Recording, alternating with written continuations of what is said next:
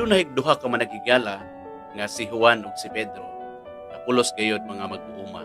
Usa ni anak kaadlaw sa dihang nagpatuna sila sa ilahang mga kabaw, nangadto silang duha sa punuan sa dako kayong mangga. Dito nagtabi sila. Si Juan miingon siya ngadto kang Pedro. Pedro, kining Ginoo murag bugo-bugo magid siguro. Miingon si Pedro, "Hoy, ayo anaon gabaan ta anak." Tinamalandong lang gugko Pedro nga kita puros mga mag-uuma. Kapoy kayo atong trabaho, gamay ra kayo atong income. Samantala ang uban, nindot kayo mga trabaho, dagko kayo mga sweldo, nindot kayo mga balay, nindot kayo mga sakyanan, dagko kayo mga negosyo, hayahay kayo ilang kinabuhi. Dili kayo sila paninton. Samantalang kita, kapoy kayo itong trabaho, kunya, pobre bagyod kaayo ta. Ang tanawa ang Ginoo anak pakas pa. Tanawa ang kalabasa. Pagkadako sa iyang bunga apan pagkagamay sa iyahang punuan.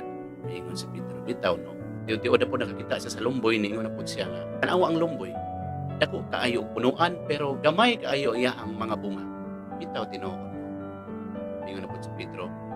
Bitaw kay kini bitong mangga nga nasa atong tungod. Kadako aning punuan pero nganong gamay man kaanig mga bunga. Bitaw tingali no. Dili gyud patas. Tiyo-tiyo human gilag istorya. Nahulugan sila og duha ka buok mangga.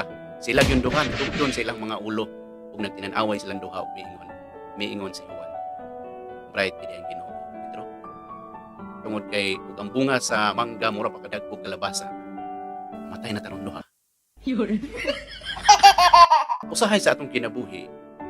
Daghan kayong mga panahon nga mo-complain ta sa Ginoo. Usahay makapangutana ta nga nganong inaani atong kahimtang samantalang ang uban bisag wa kay naning kamot nga dato man. Usahay makaingon ta nga nganong dili man patas ang gihimo sa Ginoo. Nganong ang uban nindot kay trabaho, nindot kay balay, dagko kay mga sweldo, daghan kay mga negosyo, sinaw kay mga sakyanan, samantalang kita anaa ta nagpuyo sa pobre kayong kinabuhi.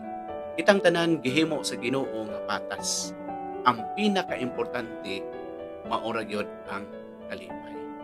Ang pinaka-importante nining kinabuhi ang mga igsoon dili ang profesyon nga ato ang nakabot, dili ang gidagkuon sa negosyo nga atong natukod, ug dili ang gidaghanon sa kwarta nga atong naangkon, kun dili ang tinuod nga kalipay ug kalinaw sa atong kinabuhi naangkon pa nimo karon.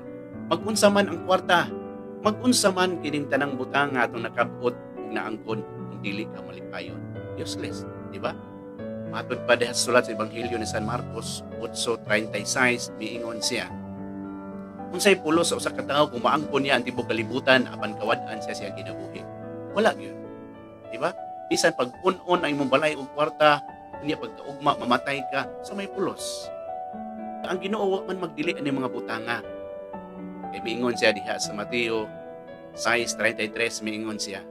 Apan una pagpangita ang kingharian sa Dios ug iyang pagkamatarong kay ang ubang mga butang igadugang ra. Ang importante mga igsuon, bisag dili na ato maangkon ang mga butang nining kinabuhia, ang importante nahimo tang malipayon. Kay dili garantiya ang kwarta nga makahatag og katabawan ug kalinaw ug kalipay sa imong kinabuhi. Kay kung ang kwarta makahatag pag tinuod nga kalipay sa kinabuhi, tingali ang mga dato wala sila nagmagul-anon. Wala sila problema, wala sila kasakit, wala pod sila sakit.